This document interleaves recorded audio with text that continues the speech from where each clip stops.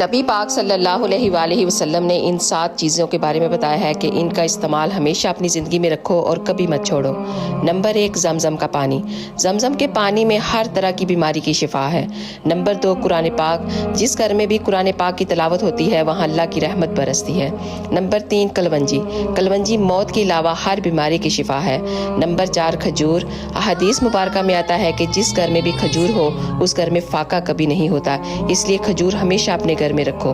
Number 5, जैतून। जैतून हर बीमारी से शिफा बख्शता है और इसका जिक्र कुरान पाक में भी आया है। नंबर 6, शहद। शहद में अल्लाह